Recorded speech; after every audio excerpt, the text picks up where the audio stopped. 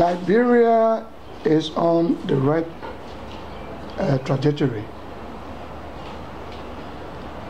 We are on the right path to peace. Since our bloody civil war, 14 years, we just enjoyed or celebrated, yes, we just celebrated 10 years of relative peace, just I think last year. In those 10 years, those who once were involved in conflict with each other were never heard of fighting one another.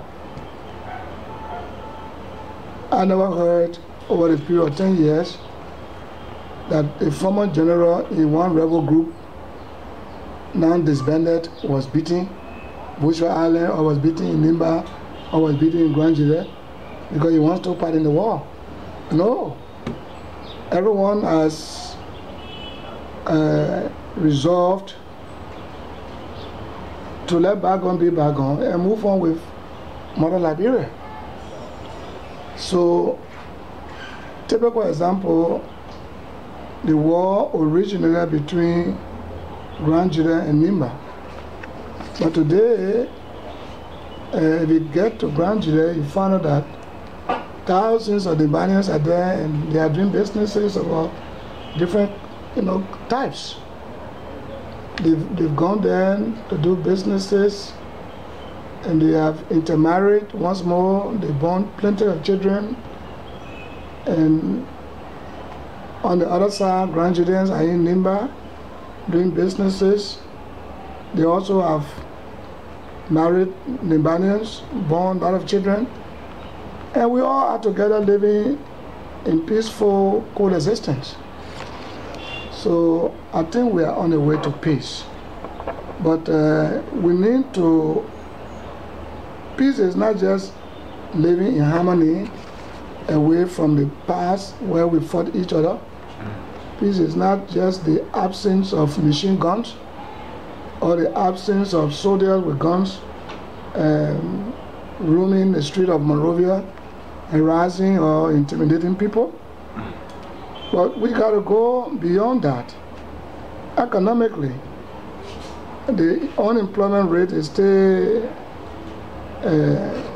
questionable, still high. Though we are trying our best as a government, but it is not easy when everyone wants to rely on government for job. No one wants to return to the soil.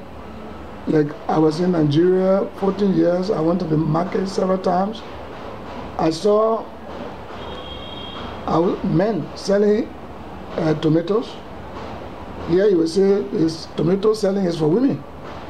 But there men sell tomatoes, they sell okra, and these are people, most of them from university background.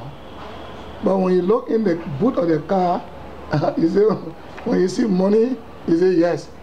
Money from the sale of those farm commodities. But here everybody wants to wear neckties. You know, who am I? You know, they want to work in offices. So that poses a lot of burden on government.